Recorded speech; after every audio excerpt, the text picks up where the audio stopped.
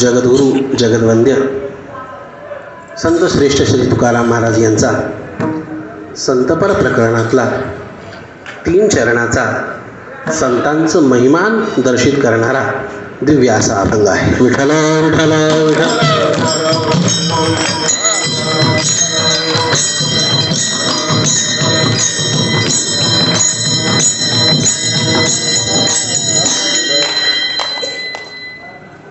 कीर्तनरूपी सेवेला प्रारंभ करण्यापूर्वी अल्पत परिहार असा प्रतिवर्षीप्रमाणे सद्गुरू श्री साधू महाराज सेवा समितीद्वारे विविध तीर्थांमध्ये आपल्या सर्व भक्तगणांना सत्संग घडावा, हरिकीर्तन घडावं, प्रत्येक क्षेत्राचं विशिष्ट पुण्य प्राप्त व्हावं या हेतूने अनवरत प्रतिवर्षी चालत असलेला हा सप्ताह आणि त्या सप्ताहामधले सर्वात दीर्घ 20 दिवसाचं जवळजवळ आपली ही यात्रा आणि त्यामध्ये होत असणारा हा आपला सप्ताह खरोखर खूप परिश्रमपूर्वक हा चाललेला आहे बरं. आणि इतक्या धावपळीमध्ये इतक्या लवकर इतका उशीर झालेला असतानाही आपल्याकडं म्हण आहे, आधी पोटोबा आणि मग विठोबा. पण त्या म्हणीचं पालन न करता आधी विठोबाचं भजन, आधी कीर्तन आणि त्याच्यानंतर आपण आपला प्रसाद ग्रहण इत्यादी करतोय. खरोखर हे जे आपल्याकडून हे तप घडून येत आहे ना, हे सद्गुरू महाराजांची विशिष्ट कृपा आहे बरं. विठ्ठल विठ्ठल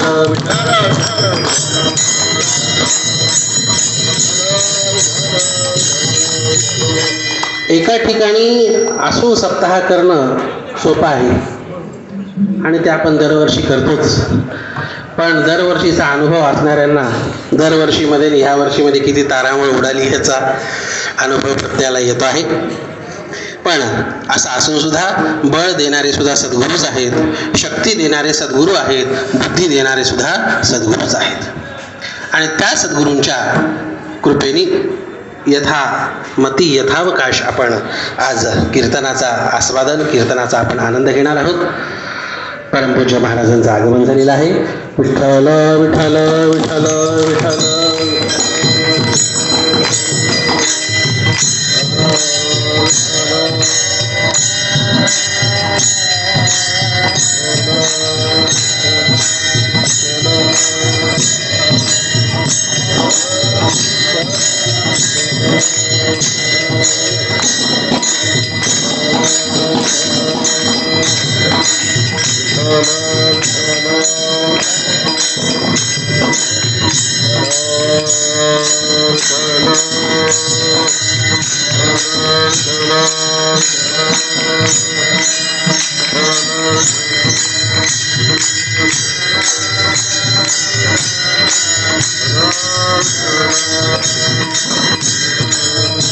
बोला कुंडली गवर्धर विठ्ठल.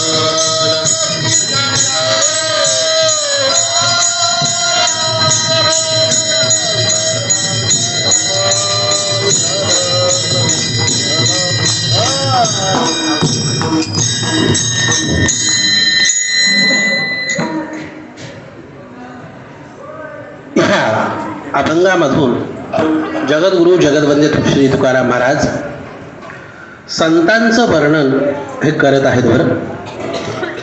संतांचं वर्णन हे कोणी करावं? संतांचं वर्णन करायला सुद्धा त्या कोटीचाच महात्मा लागतो बरं. जीव हे संतांचं वर्णन सुद्धा करू शकत नाहीत. पामर हा तर संतांचा विचार सुद्धा करू शकत नाहीत. विषयी हा तर संतांचा अनुमान सुद्धा लावू शकत नाही. मग कोण असा आहे की संतांचं वर्णन करू शकतो? संतांचं वर्णन करायला संतच असावं लागतं बरं. आणि जगद्गुरू तुकाराम महाराज त्या कोटीला पोहोचलेले संत आहेत आणि त्यामुळे संतांचं वर्णन करतायत. संतांचं वर्णन करत असताना जीवाचे 4 प्रकार हे आपल्याला लक्षात घेणं आवश्यक आहे. एकतर असतो पामर जीव, जो फक्त विषयामध्येच अडकलेला आहे आणि व्यावहारिक विषय नाही फक्त, तर अत्यंत निकृष्ट विषयांमध्ये जो अडकलेला आहे, ज्याला परमार्थ तर दूर पण आपला व्यवहार सुद्धा साध्य करता येत नाही, अशा प्रकारचा जीव हा पामर कोटीमध्ये येतो. बरं, तो व्यसनात बुडालेला आहे, तो अजून कशात बुडालेला आहे, त्याला आपलं हित आणि अहित याचा विचार सुद्धा येत नाही. बरं, लोकांना वाटतं की बाबा आपल्या स्वार्थाचं कुणाला शिकवावं लागतंय का, आपल्या स्वार्थाचं कुणाला सांगावं लागतं का. पण जगद्गुरु तुकाराम महाराज तर म्हणतात लोकांना आपलं हित कशात आहे हे सुद्धा कळत नाही. बरं, म्हणून त्यांचा प्रमाण आपल्या हिता आपल्या हिता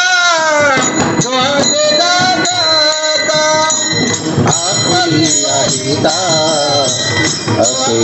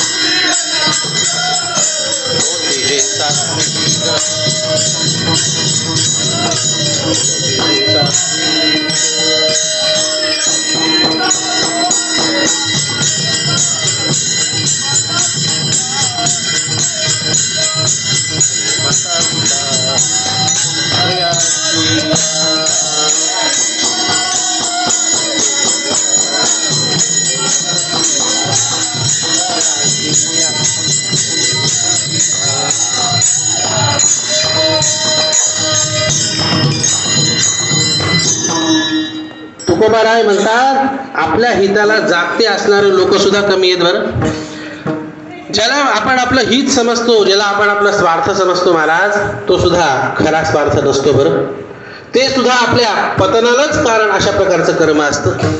त्याच्यामध्ये सुद्धा आपलं वास्तविक हित असतं का, जे आपल्या स्वार्थामध्ये आयुष्यभर आपण व्यवहारामध्ये रमत राहावं. व्यावहारिक दृष्ट्या कोणी एखादा यशस्वी माणूस जरी असला, व्यावहारिक दृष्ट्या कोणी एखादा संपन्न माणूस जरी असला, तरी सांगा त्याचं वास्तविक पारमार्थिक हित त्याने होणार आहे का. तेवढ्याने त्याचं इहलौकिक हित कदाचित झालं असेल, पण पारलौकिक हित होणार आहे का. त्यांनी जे काही संपत्ती कमावली, जे काही त्यांनी यश कमावलंय, जे काही त्यांनी पुरुषार्थ कमावलाय, हा पुढच्या जन्मी त्याच्या कामी येणार आहे का. व्यावहारिक पुरुषार्थ कितीही जरी मोठा असला तरी तो फक्त ह्या लोकापुरता आहे. पण पुढच्या लोकांमध्ये तो कामी येत नाही, पुढच्या जन्मामध्ये सुद्धा तो कामी येत नाही. आणि वास्तविक हित आपलं कशात आहे, जे आपल्याला जन्मोजन्मी कामी येतं, ते आपलं वास्तविक हिताचं साधन आहे. आणि ते फक्त आणि फक्त भगवंताची भक्ती आणि परमार्थ साधन आहे. विठ्ठल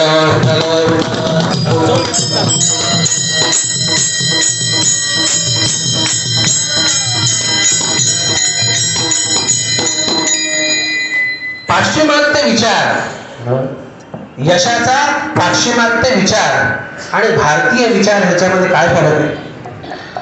पाश्चिमात्य यश, पाश्चिमात्य विचार, पाश्चिमात्य दार्शनिक यश कशाला मानतात.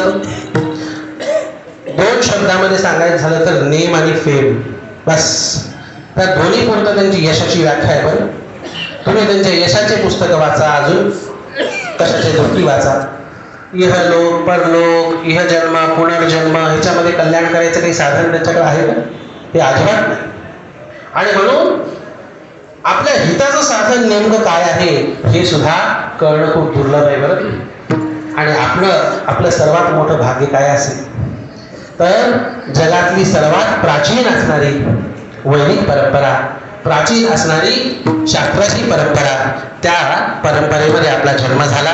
आणि त्या परंपरेचंही सार असणार जे काही साधन आहे ते साधन त्या संतांनी आपल्याला प्रदान केलं. त्या संतांच्या परंपरेमध्ये आपला जन्म झाला, आपण त्यांचे अनुयायी झालो. त्याच्यामुळे आपल्याला इकडे तिकडे काही भटकायची गरज नाही. आपल्या संतांनी जे आपल्याला विचार सांगितले, आपल्या संतांनी जो आपल्याला बोध सांगितलं, आपल्या परंपरेने जे आपल्याला सांगितलंय, बस तेवढं जरी केलं तरी आपलं हित झाल्याशिवाय राहणार नाही. विठ्ठल विठ्ठल विठ्ठल.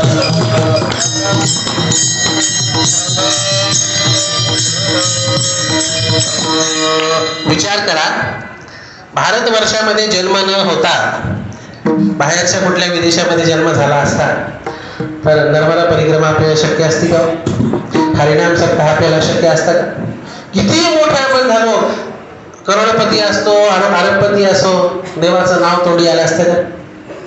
हे पुण्य, दान, धर्म, प्रदक्षिणा, यात्रा, तीर्थ, वारी, गुरुसेवा, संतसेवा हे घडायचं काही शक्यता आपल्याला होती का? भगवंताची सगळ्यात मोठी कृपा, या भारतवर्षामध्ये आपला जन्म आणि त्यातही सर्वोच्च असणारी आपल्या महाराष्ट्राची संत परंपरा, ह्याचं आपल्याकडून होणारं अनुगमन हे सगळ्यात भाग्याची गोष्ट. पवित्र ते कुळ पावन तो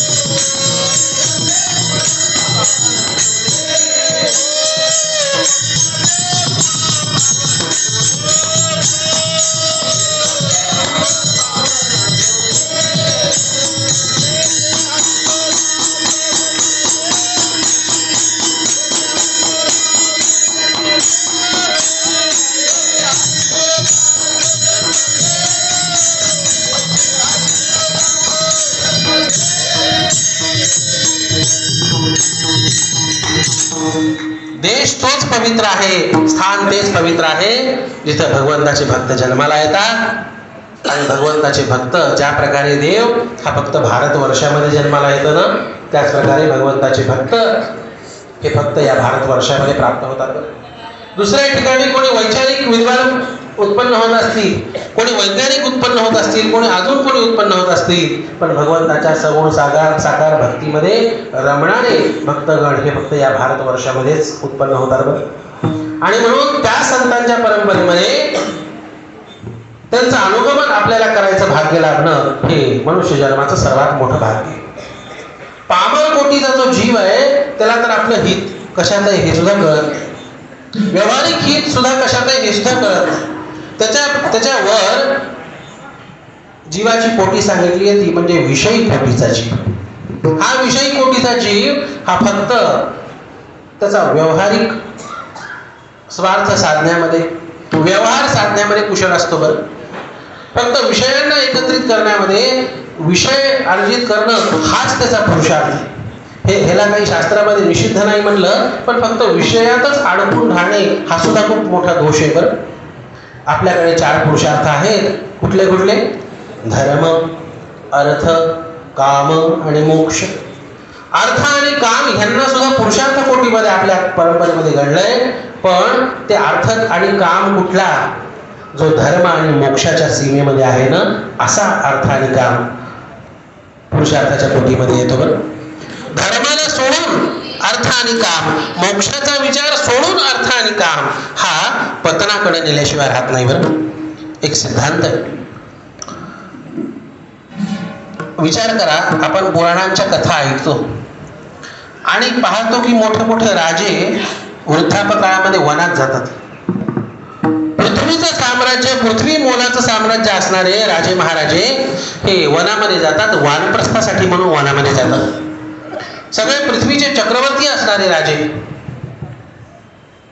म्हातारपणामध्ये सेवेची गरज असताना वनामध्ये निघून जातात. सगळ्या सुख सुविधा आपल्या राजवाड्यात असताना सुद्धा. का बरं? कारण की माहिती आहे, मनुष्य जीवनाचं लक्ष हे अर्थ आणि काम नाहीये, सुख सुविधा नाहीये. डोळ्यासमोर मनुष्य जीवनाचं लक्ष हे मोक्षाची प्राप्ती. हा दृष्टिकोन त्यांच्या जीवनामध्ये सुस्पष्ट असतो. आणि विशेष म्हणजे बरं वैराग्य त्याचा सोंग आणून चालत नाही म्हणजे ते आतूनच यावं लागतं. एकतर त्यांच्याकडं मोक्षाची दृष्टी असायची आणि एकतर विषयांपासून विरक्तता झालेली असायची. आज ही विरक्तता दिसत नाही आपल्याला. असं का होतं? शिवपुराणामध्ये एक सिद्धांत आलाय, कामाचा आहे विषयाला धरू नये म्हणून सांगतो बरं. त्याच्यामध्ये आलंय धर्मार्जितेन भोगेन वैराग्यमुपजायते अधर्मार्जित भोगेन राग एव प्रजायते. असं आलंय जर भोग हे धर्माने भोगलेले जर असतील, धर्माच्या चौकटीमध्ये राहून जर अर्थ आणि काम इत्यादी सगळ्या विषयांचं सेवन जर केलेलं असेल तर सुयोग्य वेळी त्याच्यामधून वैराग्य उत्पन्न होतं. बरं आजकालच्या पिढीला हे समजतच नाही. इतके नियम का, आपले पूर्वज इतके नियम का पाळायचे, इतकं कठोर जीवन का जगायचे. अशा प्रकारचं कठोर जीवन जगत जगत ज्यावेळेस विषयाचं सेवन होतं ना त्यावेळेस उत्तर आयुष्यामध्ये आपोआप भजनाला माणूस लागतो. उत्तर आयुष्यामध्ये आपोआप विषयांपासून विरक्तता होऊन देवाच्या मार्गाला तो लागल्याशिवाय राहत नाही. आतून वैराग्य होत, कोणी जबरदस्ती करायची गरज नाही.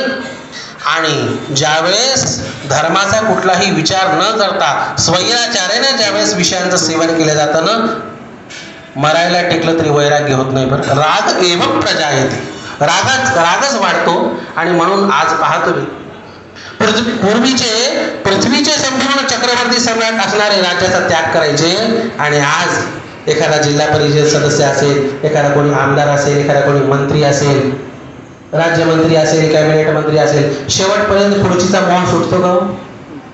इतका फरक का आला? कारण की नीतीने विषयांचं सेवन केलेलं नाहीये, धर्माने विषयाचं सेवन केलेलं नाहीये. म्हणून खूप आवश्यकता आहे की विषयांचं सेवन जरी करायचं असेल ना तर ते धर्माच्या मर्यादेमध्ये राहून करावं, मोक्षाची दृष्टी समोर ठेवून करावं. विषय जो जीव आहे तो फक्त विषयांचं सुखसुविधेचं सेवन करतो. त्याला शास्त्रामध्ये असुर सुद्धा म्हणलंय. विषय सेविता कोण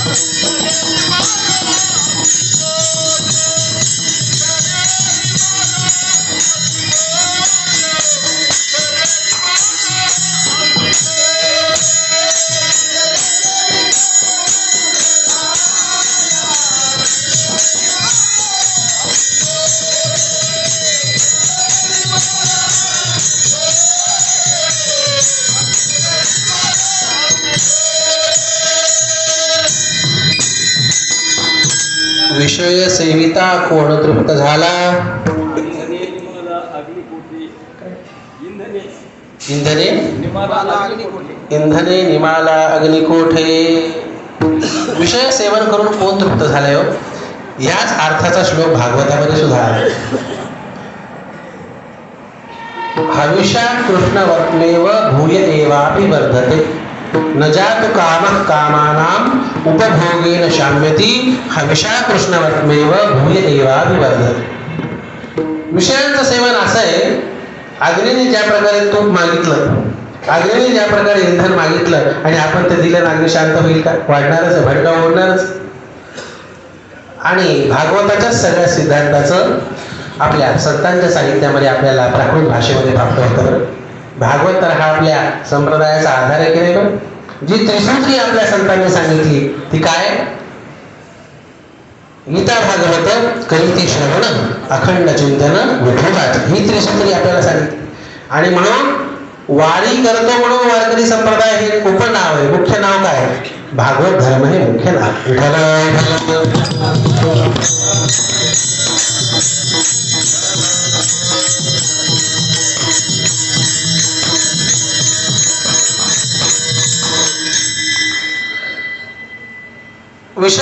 ईश्वर हा कधी नुसता पुरुषार्थ असू शकत नाही, धर्म आणि मोक्ष याची जोड त्याला पाहिजे. म्हणून ह्याच्यापेक्षा विषय कोटीपासून वर जो उठलेला जीव आहे त्याचं नाव आहे साधक कोटी.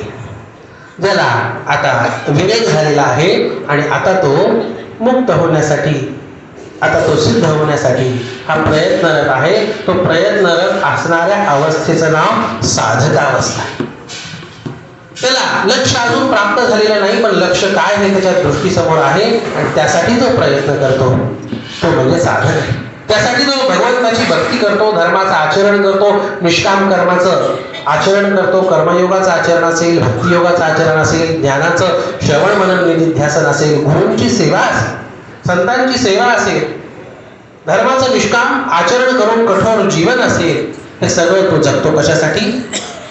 भगवंताची प्राप्ती व्हावी, मोक्षरूप असणारा, आनंदरूप असणाऱ्या परमात्म्याची प्राप्ती व्हावी, मनुष्य जीवनाचं लक्ष हे प्राप्त व्हावं यासाठी जो प्रयत्नरत आहे तो म्हणजे साधक कोटीचा जीव. आणि साधना करता करता करता करता भगवंताचं चिंतन करता करता जे भगवत रूप होऊन जातात त्या कोटीला जे प्राप्त होतात त्यांना मुक्त कोटी किंवा संत कोटी असं म्हणतात. विठ्ठल विठ्ठल विठ्ठल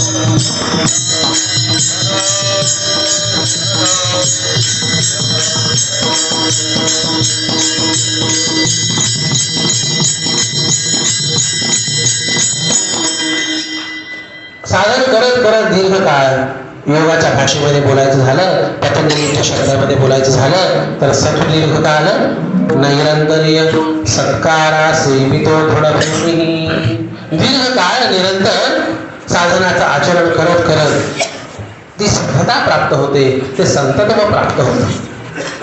भगवंताची भक्ती करत असता असता ती परिपक्वता प्राप्त होते. सिद्ध शब्दाचा अर्थ सुद्धा शास्त्रामध्ये असेल, इवन आगमशास्त्रामध्ये असेल, योगशास्त्रात असेल, वेदांत शास्त्रात असेल, ज्याला सिद्धी प्राप्त झाली तो सिद्ध नाही. बरं, सिद्धी म्हणजे तुम्ही आणिमा, महिमा, लघिमा, गरिमा या सिद्धी, या अष्टसिद्धी समजू नका. बरं, तर सांगतात ज्याला ज्ञानसिद्धी प्राप्त झाली, ज्याला अपरोक्ष अनुभव झाला त्याला तो खरा सिद्ध, तो खरा ज्ञानी आणि तो खरा संत होय. बरं, आद्य शंकराचार्य भगवंतांनी पुष्कळ त्यांचे प्रकरण ग्रंथ सुद्धा आहेत, त्याच्यामध्ये प्रत्यक्ष ज्ञानाचा अनुभव ज्याच्यामध्ये होतो अशा ग्रंथाचं जिथे विवरण केलं त्याचं नाव त्यांनी ठेवलं अपरोक्ष अनुभूती. आपल्याकडे ज्ञान शब्दाचा अर्थ सुद्धा शाब्दिक ज्ञान नाही, आपल्याकडे ज्ञान शब्दाचा अर्थ सुद्धा फक्त माहिती या अर्थाने नाहीये, ज्ञान शब्दाचा अर्थ अनुभव या अर्थाने. ब्रह्मज्ञानी म्हणजे काय? ब्रह्माचा अनुभव ज्याला झाला आहे. तत्वज्ञानी म्हणजे तत्वाचा अनुभव ज्याला झालेला आहे, असा जो अनुभव संपन्न आहे तोच ज्ञानी आपल्याकडे मनवतो. बरं, तोच आपल्याकडे संत मनवतो. आणि आता आद्य शंकराचार्यांचं स्मरण होत आहे, तर ज्ञानम प्रशमकरम यदिंद्रियाणाम. ज्ञान कुठलं? तर सांगतात की ज्ञान ते जे आपल्या सगळ्या इंद्रियांचं शमन करून भगवंताच्या मार्गाला लावतं ना, ज्ञान खरोखर ते. बरं, काय आठवतंय? काल महाराजांनी सांगितलं संत शब्दाचा काय अर्थ आहे? ज्याने सहाचा अंत केला तो म्हणजे संत आहे. आता हे आपल्याकडं यमक जुळवायला म्हणला असेल कदाचित, पण आद्य शंकराचार्यांचं प्रमाण सुद्धा आहे. बरं, हा, ज्यांनी इंद्रिय संयमित झाले, अहो आद्य शंकराचार्यांचं तर झालंच, चाणक्यांनी आपल्या सूत्रांमध्ये एकीकडे वर्णन केलेलं आहे, सर्वम हि शास्त्रम इंद्रिय जयः. विठ्ठल विठ्ठल विठ्ठल.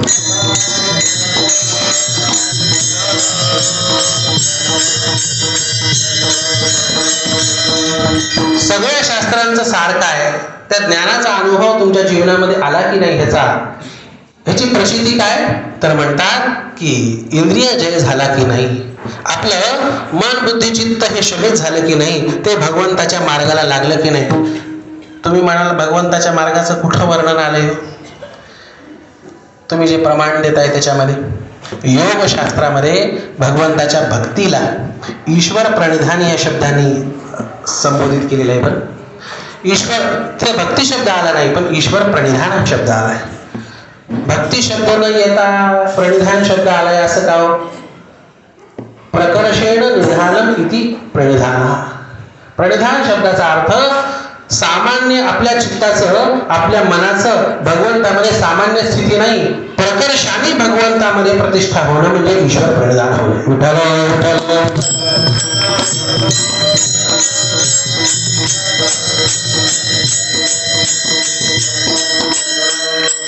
लोकांना असं वाटतं शास्त्राचा मार्ग वेगळा आहे आणि संतांचा मार्ग वेगळा आहे. असं नाही बरं, अजिबात. शास्त्रांची शैली वेगळी असेल, संतांची शैली वेगळी असेल, पण शेवटी अंततोगत्वा सिद्धांत एकच आहे. एक माझं वैयक्तिक निरीक्षण सांगतो बरं. सर्वात कमी शब्दामध्ये भक्तीची सर्वाधिक महती जर कुठल्या दार्शनिकाने मांडलेला असेल तर माझ्या अल्पमतीनुसार ते पतंजलीने मांडली बरं. जिथं जिथं मुख्य योगाचे साधन असतील तिथं त्यांनी ईश्वर प्रणिधान ठेवलेले. ईश्वर प्रणिधान म्हणजे काय? भगवंताची तीव्र भक्ती. प्रकर्षेण निधानम चित्तस्य प्रकर्षेण ईश्वरे निधानम इति ईश्वर प्रणिधान. जसं भागवतामध्ये आलं, अकाम सर्व कामो वा मोक्षकाम उदारधीः तीव्रेण भक्ती योगेन यजेत पुरुषं परम. भागवताची विशेषता आहे तीव्र भक्ती योग हा शब्द भागवतामध्ये येतो. गीतेमध्ये भक्ती योग शब्द येतो, पण तीव्र भक्ती योग हा शब्द भागवतामध्ये येतो आणि त्याचा समानार्थी शब्द म्हणजे ईश्वर प्रणिधान आहे. जिथं जिथं मुख्य साधनांचा विषय आला, आता इथं योगाचे शिक्षक वगैरे बसलेले आहेत, आमचे काप्रतवार सर वगैरे सांगत असतात. सहज स्मरण होते म्हणून सांगतो. पाया काय योगाचा? अष्टांग योगाचा. आधी सगळ्यात पाया महत्वाचा यम आणि नियम आहे. यम, नियम, आसन, प्राणायाम, प्रत्याहार, धारणा, ध्यान आणि मग समाधी. अशा प्रकारे अष्टांग योगाच्या क्रमामध्ये सर्वात महत्वाचा पाया जर काही आहे तर तो यम आणि नियम आहे बरं. त्या यम नियमामध्ये सुद्धा ईश्वर प्रणिधान ठेवलं पतंजलीने. बर, जिथं चित्ताला एकाग्र करण्याचे विविध साधन सांगितले त्याच्यामध्ये सुद्धा ईश्वर प्रणिधानादवा असं पतंजलींचं सूत्र आहे. चित्ताला एकाग्र करण्याचं सर्वोच्च निश्चित साधन कुठलं तर पतंजली म्हणतात की ते ईश्वर प्रणिधान आहे, ईश्वराची भक्ती. वा शब्दाचा अर्थ विकल्पार्थक नसून निश्चयार्थक आहे असं संत श्री गुलाबराव महाराजांनी सांगितले बरं. ईश्वर प्रणिधानाने निश्चित चित्ताची एकाग्रता होते अशा प्रकारे पतंजलींचं म्हणणं आहे. बर, आणि जे काही योगाच्या साधनेमध्ये, परमार्थाच्या साधनेमध्ये, भक्तीच्या, भगवंताच्या प्राप्तीच्या मार्गामध्ये जे काही विघ्न येतात त्या विघ्नांचं निवारण करण्यासाठी सुद्धा, त्याला अंतराय म्हणतात पतंजली, त्या विघ्नांचं, अंतरायांचं शमन करण्यासाठी सुद्धा जे साधन सांगितले ते सुद्धा ईश्वर प्रणिधान सांगितले बरं. आणि विविध साधनांचं, विविध यमनियमांचं जे फळश्रुती सांगितली आहे त्याच्यामध्ये जर तुमच्या जीवनामध्ये सत्याची प्रतिष्ठा झाली तर तुम्ही बोलाल ते सत्य होईल असं फळ आहे त्याचं. जर तुमच्या जीवनामध्ये ब्रह्मचर्याची प्रतिष्ठा झाली तर विशिष्ट तुम्हाला सामर्थ्य लाभ होईल हा, हे त्याचं फळ सांगितलं.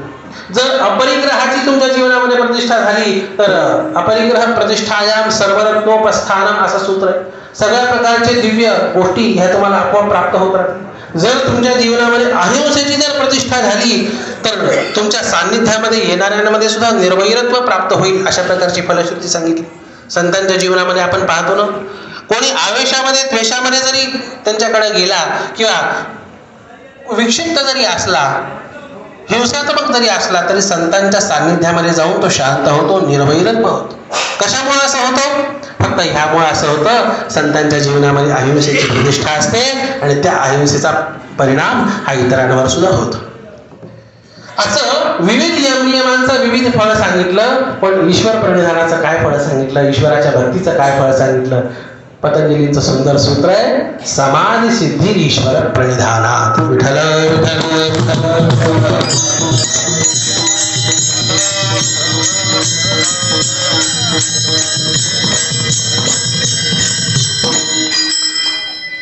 यम, नियम, आसन, प्राणायाम, प्रत्याहार, धारणा, ध्यान हे सगळे साधन करून ज्या समाधीला अर्जित करायचंय ना, ती समाधी फक्त एका ईश्वर प्रणिधान या साधनेने प्राप्त होते.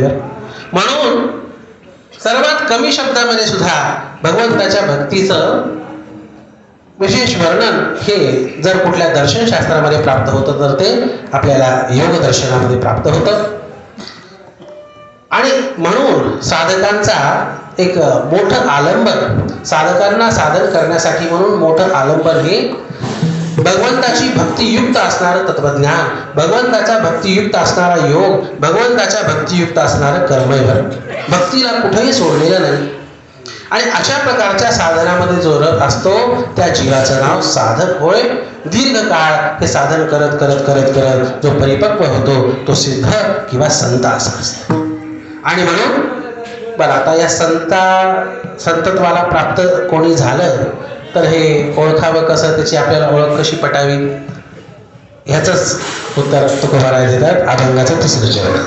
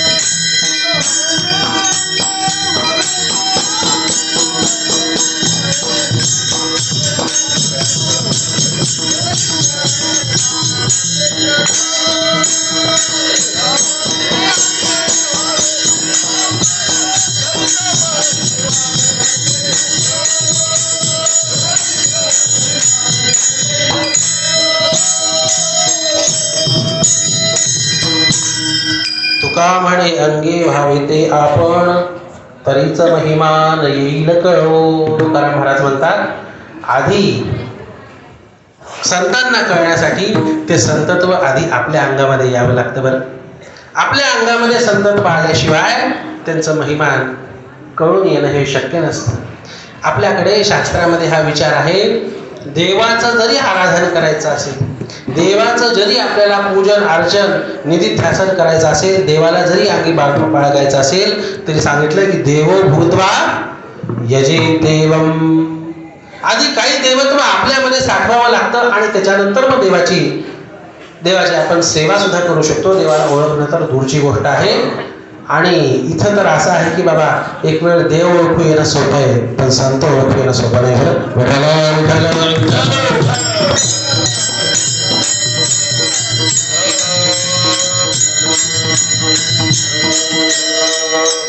का बरं असं अवघड आहे? देव शब्द हा द्यो धातूपासून बनतो. बरं, ज्याच्यामध्ये दिव्यत्व आहे, तो प्रकाश स्वरूप आहे. मग तो प्रकाश तुम्ही स्थूल अर्थाने घ्या, ज्ञान अर्थाने घ्या, दिव्य अर्थाने घ्या, कुठल्याही अर्थाने घ्या. म्हणून त्याच्यामध्ये दिव्यत्व असल्यामुळे आपल्यापेक्षा विशिष्ट प्रकारे देवाचं स्वरूप असतं. त्याच्यामुळं एक वेळ देव ओळखू येणं सोपं आहे. पण संत हे आपल्यापेक्षा दिसायला वेगळे असतात का? असायला जरी वेगळे असले, अंतरंगाने जरी वेगळे असले, तरी बहिरंगाने पाहिलं तर संत हे आपल्यापेक्षा वेगळे आहेत का? संत होती जगा माणसाचा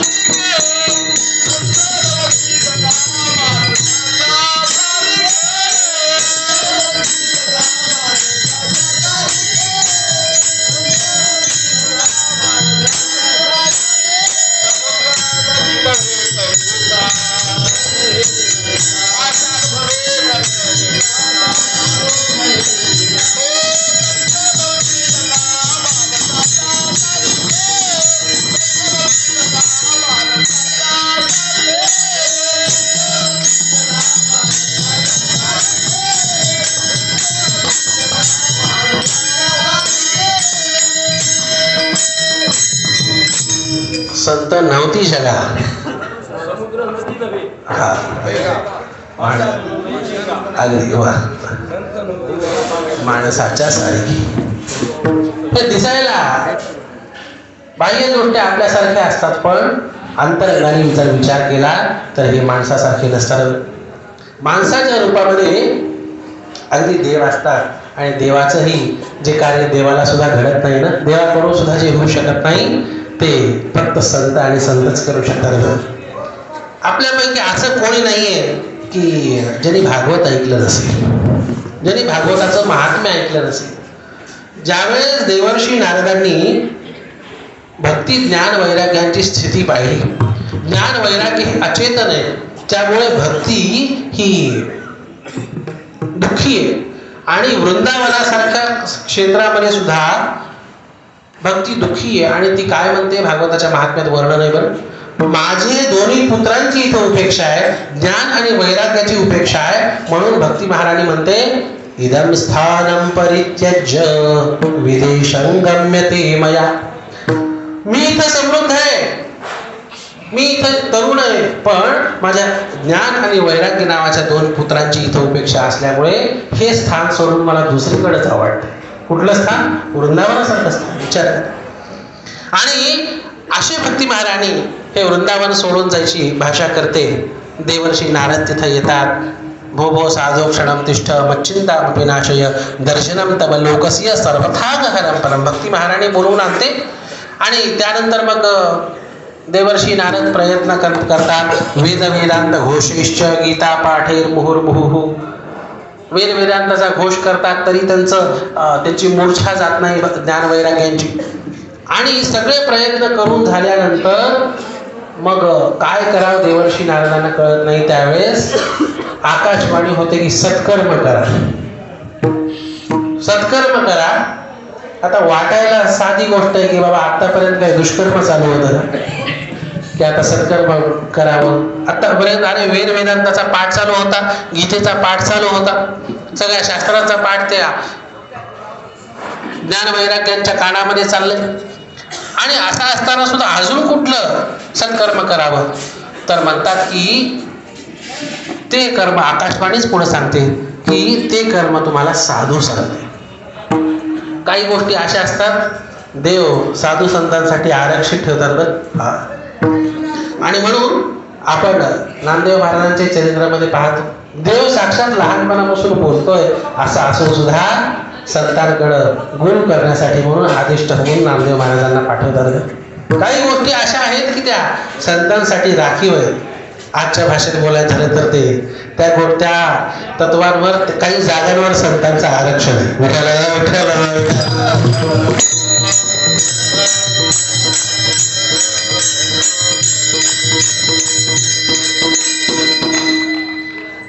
काही गोष्टी अशा आहेत की त्या फक्त संतांच्या द्वारेच होतात.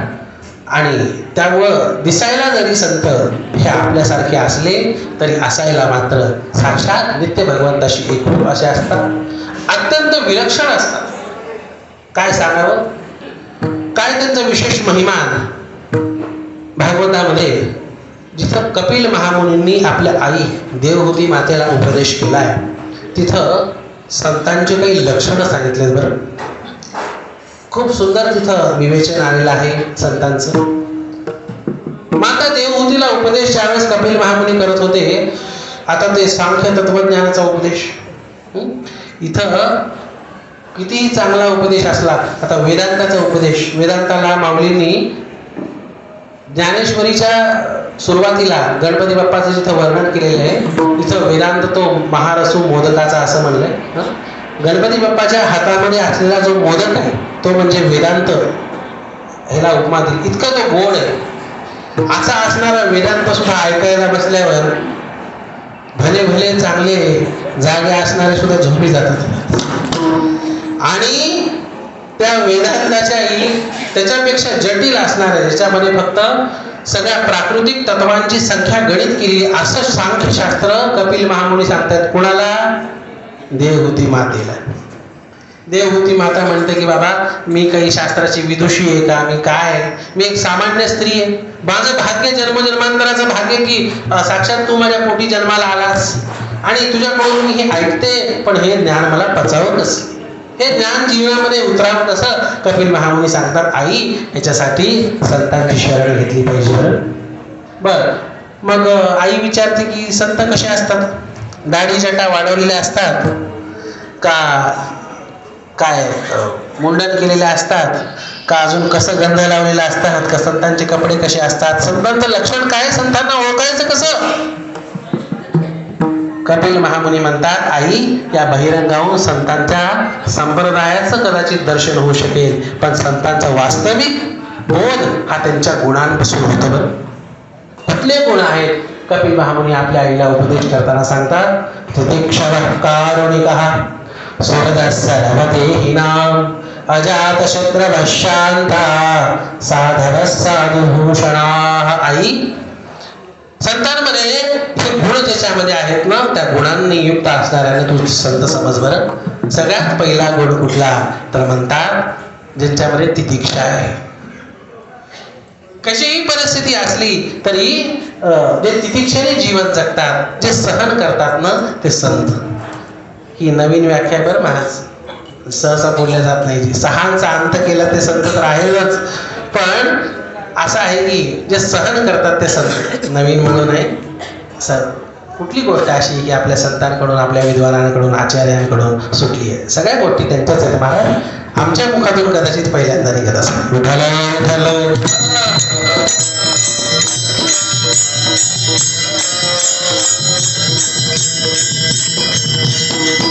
जो सहतो तो साधू, ह्याला तितिक्षा म्हणतात. बरं, पण नुसतं सहतो त्याला तितिक्षा म्हणत नाही. तितिक्षेचं लक्षण काय?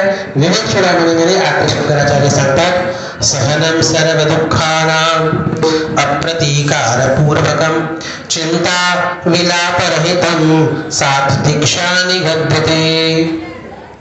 म्हणतात सहन करायचं, पण कसं? सहनं सर्व दुःखानां अप्रतीकारपूर्वक, प्रतिकार करून नाही. राजा अंबरीशांना संत म्हणलंय. बरं, भागवतामध्ये टीकाकारांकडून हा प्रश्न उपस्थित झाला की तो तर त्याला राजर्षी म्हणा, तुम्ही संत का म्हणताय? तर म्हणतात ज्या वेळेस दुर्वासा ऋषींनी कृत्या उत्पन्न केली त्यावेळेस साधा प्रतिकार सुद्धा राजा अंबरीशांनी केला नाही. बरं, हे तितिक्षेचं वास्तविक लक्षण आहे. अरे देवाला जर जगवायची इच्छा असेल तर जगेल मी, देवाला जर मी जगावा अशी इच्छा नसेल तर मला तरी जगण्यामध्ये कुठं रस आहे? म्हणून प्रतिकारही केला नाही आणि भयभीतही झाले नाही, तसंच राहिले अप्रतिकार पूर्वक. म्हणून ते संत आहेत. अशा प्रकारे टीकाकारांनी जिथं चर्चा आली, जिथं तर्क आलाय, तिथं काही विषय आलाय की संत म्हणावं का राजर्षी म्हणावं, तिथं संत म्हणावं असं सांगितले. का? कुठल्याही प्रकारचा प्रतिकार अप्रतिकार पूर्वक. बरं, एखादा विषय झाला, खास करून मानाचा विषय झाला, आपण अपमान एखाद्या वेळेस सहन जरी केला तरी अपमान सहन केल्यावर नंतर पश्चाताप होतो. मी बोलायला पाहिजे होतं, माझ्याकडे उत्तर होतं, मी उगाच ऐकून घेतलं की ही हा ज्यावेळेस विलाप होतो ना, हा ज्यावेळेस पश्चाताप होतो ना, तर त्याला तितिक्षा म्हणत नाही. बरं, अशा सहन यायला. हा, आणि काही वेळेस सहन ह्याच्यासाठी असते की चिंतेमुळं. आता मालक नौकराला राग होतो आणि नौकर सगळं सहन करतो, मग त्याला तितिक्षा म्हणावी का? त्याला चिंता आहे, मी उलटून बोललो तर माझी नोकरी जाईल बाबा, त्याला तितिक्षा आहे. या सहण्याला तितिक्षा म्हणत नाही, म्हणतात ही मजबुरी आहे माणूस. तर चिंता विलापरहितम अशा प्रकारचं जे सहन आहे ना त्याला तितिक्षा असं म्हणतात बरं. जो हा गुण संतांमध्ये असतो, तितिक्षव कारुणिका, जे करुणा हृदय असतात, जगाच्या कल्याणा संतांच्या विभूती देह कष्टविधी परोपकारे. जगाच्यासाठी त्यांचं हृदय परोपकाराने लबालब भरलेलं असतं, करुणेने भरलेलं असतं. गोस्वामी किती करुणा असते. गोस्वामी तुलसीदासांनी या विषयावर थोडं चिंतन केलंय. संत हृदय नवनीत समान.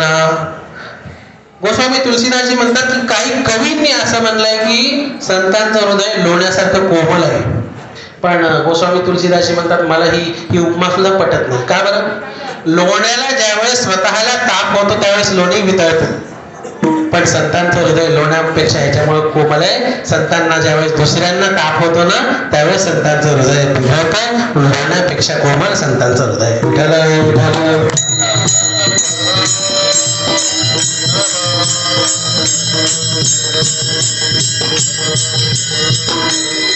अशा प्रकारे करुणेचं मूर्तिमंत स्वरूप आहे.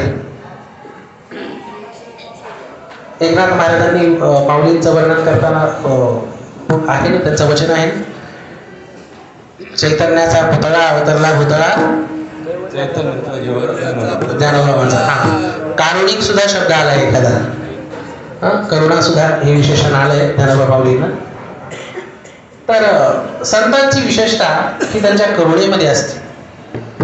असं भागवतामध्ये एका ठिकाणी चिंतन आलेलं आहे की संत जे मुक्त झाले, ज्ञानाच्या माध्यमातून असतील की भक्तीच्या माध्यमातून असतील, भगवंताशी एकरूप झाले, तरी ते पृथ्वीवर देवाच्या लोकामध्ये कुठल्याही प्रकारचं दुःख नाही. पण अशा देवाच्या लोकाला प्राप्त झालेल्या महापुरुषांना सुद्धा एका गोष्टीचं दुःख राहतं. काय? ज्यावेळेस ते बोलते हे जन न देखावे डोळा येतो कळावा म्हणून.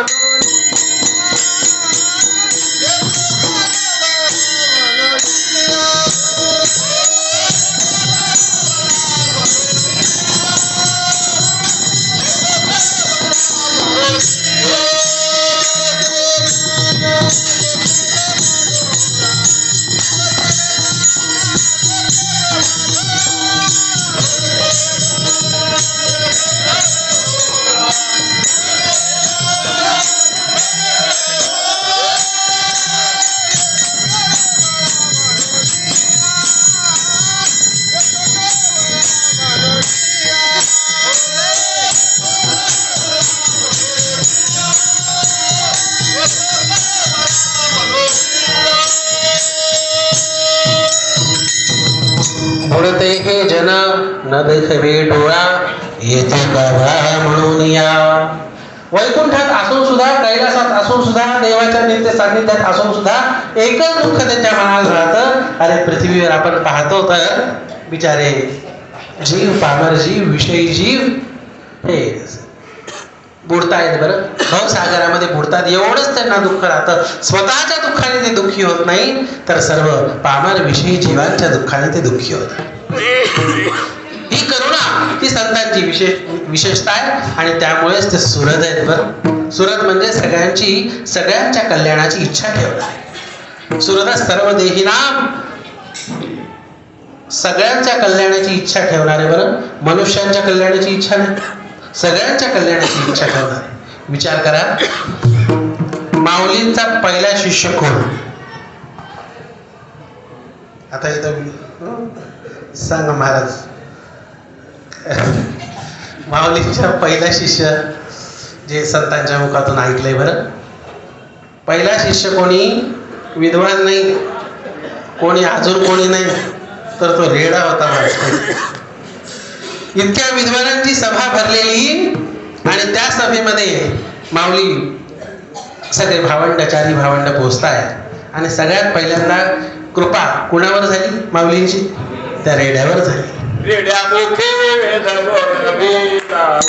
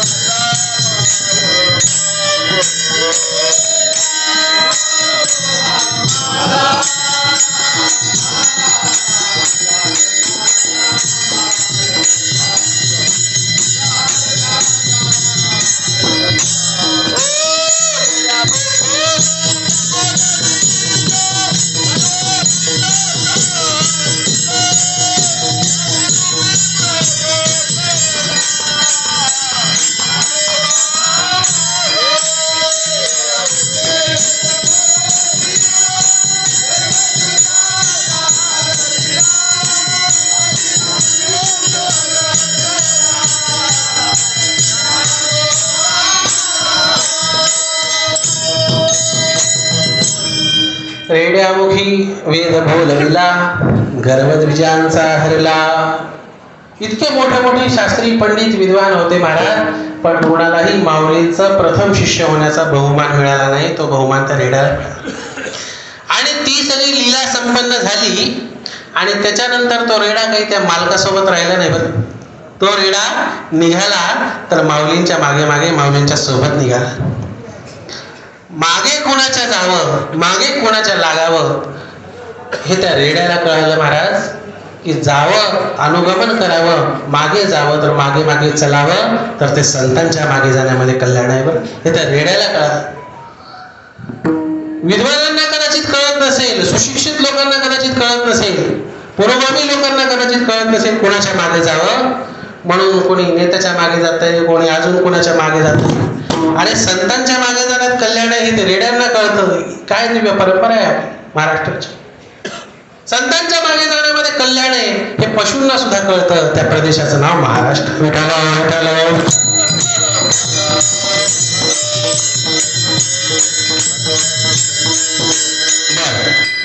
आता रेडा मागे मागे मागे मागे आला माऊलींच्या. काय भाग्य त्याचं. सिद्धांचे शिष्य सुद्धा सिद्ध असतात. काल आपण एका स्वामी पूर्णानंद, काल का परवा आपण आपल्या नर्मदा पुराणामध्ये विषय झाला. काय सिद्धांचे शिष्य सुद्धा सिद्ध असतात. एक पूर्णानंद स्वामींची सेवा करत करत सुद्धा एक सेवक, साधा सेवक सुद्धा किती सिद्ध झाला त्याचं आपण एक उदाहरण ऐकलं. न कळवता आम्ही त्या कुटियेवर गेलो होतो त्यांच्या, आणि थाप मारली सेवकाच्या खोलीच्या दारावर. आतून आवाज देतोय, आई प्रणवची. साधी गोष्ट नाही, फोन नाही, पत्र नाही, काही नाही. हे जास्त नाही, एका वर्षापूर्वीची गोष्ट. सिद्धांची सेवा करत करत साधकाला सुद्धा शिष्य सुद्धा सिद्ध होतो.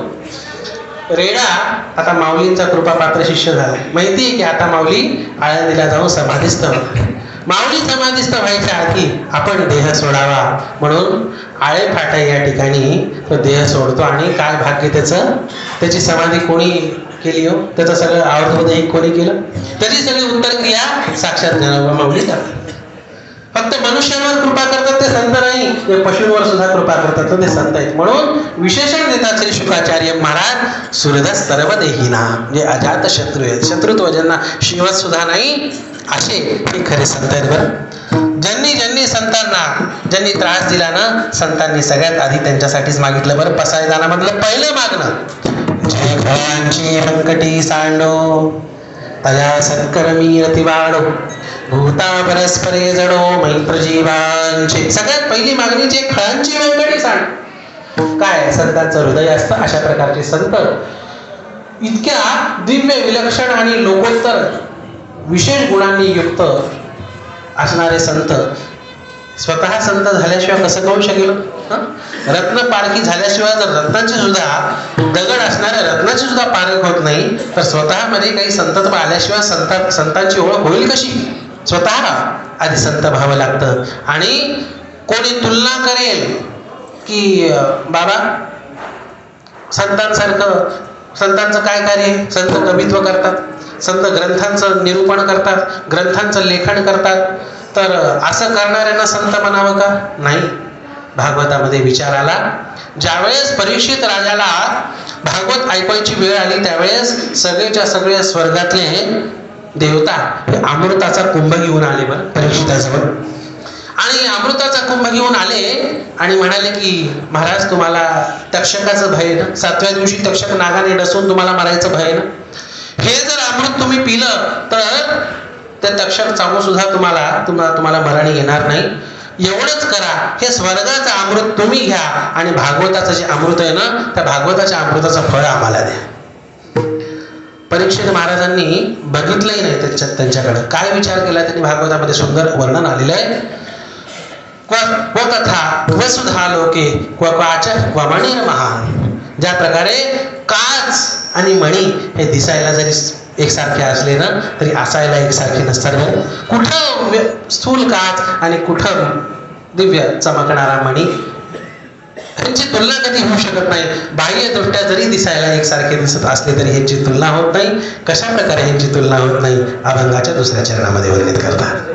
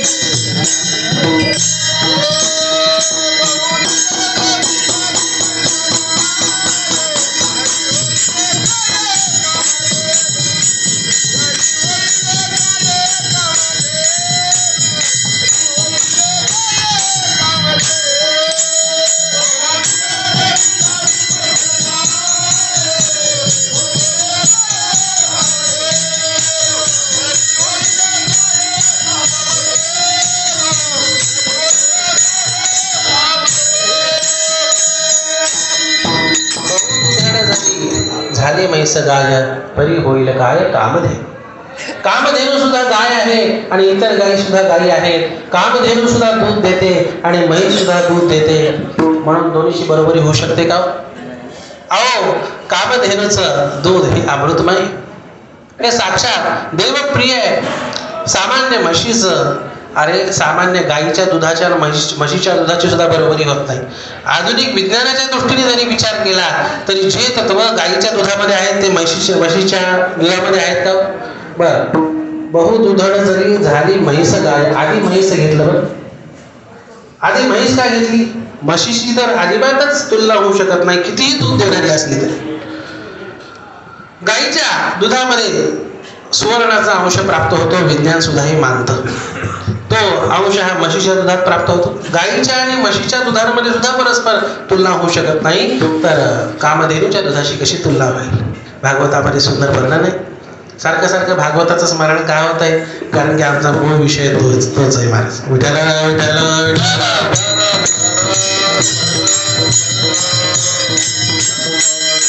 महाराज, ज्यावेळेस गोवर्धन लीला ही संपन्न होते, गोवर्धन लीलेमध्ये कामधेनूची प्रतिनिधी असणाऱ्या गायीचं पूजन भगवंत सांगतात बरं.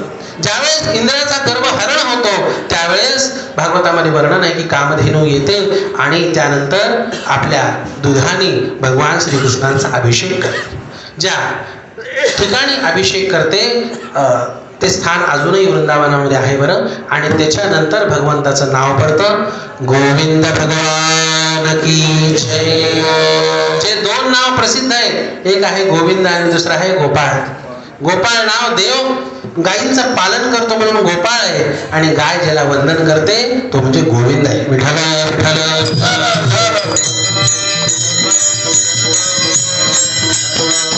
अशी असणारी कामधेनू जिच्या क्षीराने जिच्या दुधाने असणारा युक्त असणारा परिपूर्ण असणारा क्षीरसागर, त्याच्यामध्ये भगवान श्रीहरी महाविष्णू हे शयन करतात.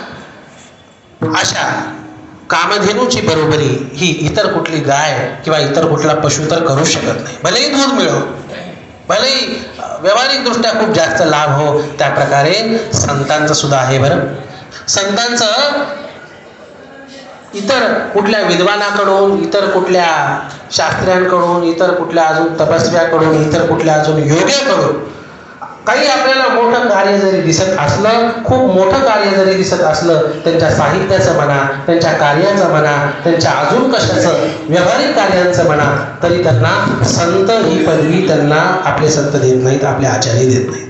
त्यांचं कार्य असेल मोठं.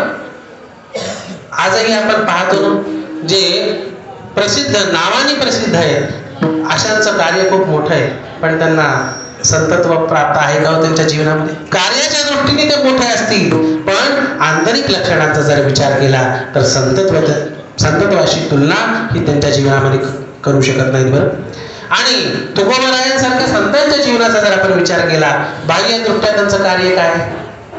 अहो, व्यवहार सुद्धा साधणं अशांना मुश्किल आहे. बरं, तुकोबारायांचंच प्रमाण आहे, बाईला एक अन्न करिता मिळही.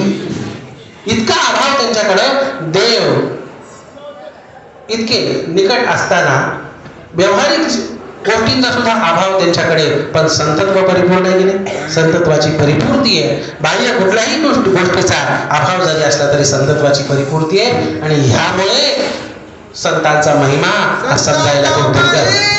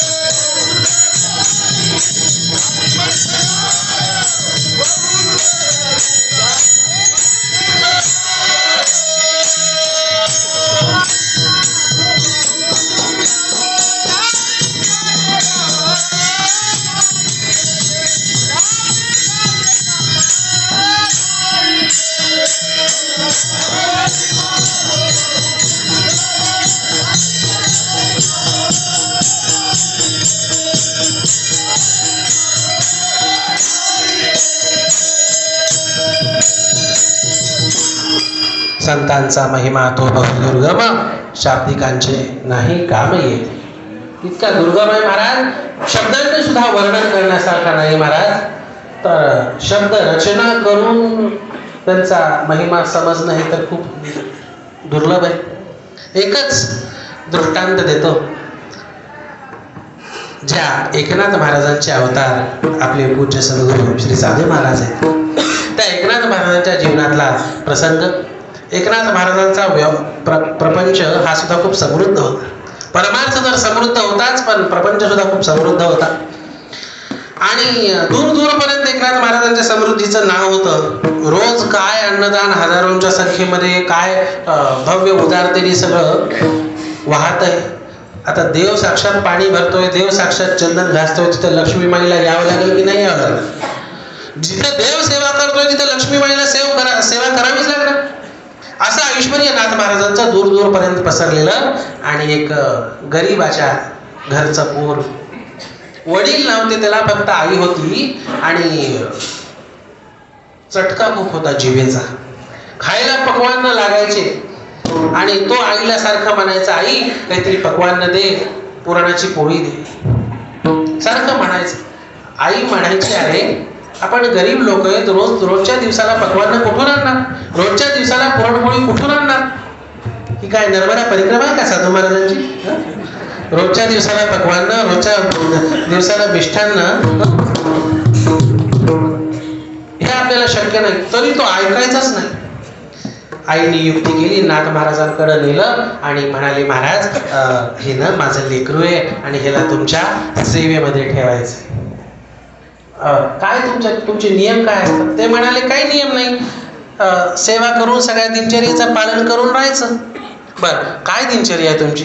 काही नाही, सकाळी 4ला काकडा, त्याच्यानंतर गोदेचं स्नान नदीवर, आणि मग काय त्याच्यानंतर पूजा जप तप वगैरे झाला ते करायचं. त्याच्यानंतर पाठ असतो, दुपारपर्यंत पाठ झाला की वैश्वदेव देवाला नैवेद्य, आणि त्याच्यानंतर जेवण घेतलं की दुपारी भागवत सुरू होतं. मग झालं की काय संध्याकाळी हरिपाठ होतो, आणि हरिपाठ झालं की त्याच्यानंतर रात्री कीर्तन असतं.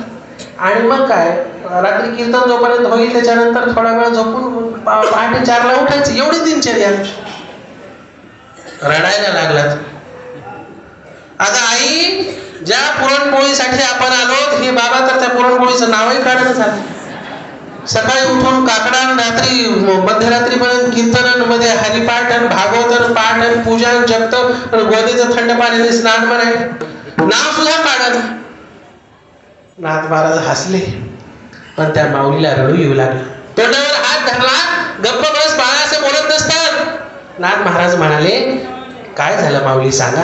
रडत रडत ती माऊली सांगू लागली, महाराज हा खूप हट्ट करत असतो खाण्यापिण्याचा म्हणून, आणि मी गरीब आहे, मी विधवा, कसं मी साधू शकेल? माझ्याकडे तर सामर्थ्य नाही. मी कंटाळून वैतागून शेवटी माझा पोटचा गोळा तुमच्या ठिकाणी आणलाय बरं. नाथ महाराज म्हणाले, ठीक आहे, राहू द्या. पण इतका धीट होता तो म्हणला, महाराज राहतो, पण मी कशासाठी आलोय माहितीये तुम्हाला? मी खायला आलोय. पुरणाची पोळी असेल, मिष्ठान्न असेल, ते तुमचा 4 वाजता काकडा, रात्रीभर कीर्तन, हे नाही चालणार आपल्याला. हा, मला वाटेल त्यावेळेस उठेल आणि वाटेल तसं काय. नाथ महाराज हसले, म्हणाले, ठीक आहे बाबा, राहायचं तसं राहा. आयुष्यभर महाराज राहीपर्यंत महाराजांच्या सोबत राहिला. पण कसा सोबत? खायला जायचं की गावगाव पुढं, नाव त्याचं गावगाव. पंक्तीला जायचं की हा सगळ्यात पुढं, आणि कामाला म्हणले, कीर्तनाला म्हणले, कधी टाळ घेतला नाही, कधी काही केलं नाही. सेवा केली अशातलं कधी झालं नाही बरं. नाथ महाराजांची कधी सेवा केली असं वर्णन गावाचं नाहीये. फक्त राहिला, दीर्घकाळ राहिला. नाथ महाराजांना बहुतेक संतांचा महिमा ते ह्या लीलेतून दाखवायचा असेल. असं आलंय की मंगलाचरण करावं तर का करावं? ग्रंथ निर्विघ्न समापन व्हावा म्हणून मंगलाचरण करावं. असं आपल्याला बघायला मिळतं का की नाथ महाराजांच्या ग्रंथात कुठं मंगलाचरण झालं नाही? रामायणात मंगलाचरण नाही का? भावार्थ रामायणात मंगलाचरण आहे. असं असून सुद्धा तो ग्रंथ पूर्ण महाराजांच्या हातून पूर्ण का झाला नाही? महाराजांना बहुतेक ही लीला दाखवायची असेल. होता असं, अंतकाळ जवळ येतो, महाराज आपला शरीर ठेवायचा निर्धार हा सगळ्यांच्या समोर ठेवतात. सगळे लोक म्हणतात, अहो महाराज ग्रंथ अर्धवट राहिला. तुमच्यासारख्या भगवत प्राप्त महापुरुषाच्या हातून जर ग्रंथ अर्धवट राहिला तर काय जगाच्या समोर आदर्श राहील? महाराज म्हणाले, त्याची चिंता मला नाही. कोणी कसं लिहिल तुमच्यासारखं? बर, कोणीतरी नाव घ्या, कोणाला तरी जबाबदारी सोपवा बाबा तुम्ही. बर, गाववाली सगळे चक्रावून गेले. जो कधी पाठात बसला नाही, जो कधी कीर्तनाला उपस्थित राहिला नाही, जो कधी भजनात बसला नाही, तो गावना पूर्ण करेल. महाराज जे बोलायचे ते बोलले आणि महाराजांचं शरीर पूर्ण झालं. आणि त्यानंतर महाराजांचं शरीर पूर्ण झाल्यानंतर गावोबाने लेखणी हातात घेतली आणि लिहायला सुरुवात केली. कुठं एकनाथ महाराज नेमकं थांबले आणि कुठून गावोबा यांनी लिहायला सुरुवात केली, आजपर्यंत विद्वान मंडळी शोधू शकली नाहीत. बरं, जशी शैली एकनाथ महाराजांची, जशी प्रज्ञा एकनाथ महाराजांची, जसं लेखन एकनाथ महाराजांचं, जसे वृत्तांत एकनाथ महाराजांचे, अगदी तशाला तसे गावोबाच्या लेखणीमध्ये उतरले. ही प्रज्ञा आपणासारखे करती तात्काळ नाही. काय वेळ तया लागी. काय विशेष आहे तर कुठल्या शब्दामध्ये आपण महिमा वर्णित करणार आहोत? ह्याला दुर्गम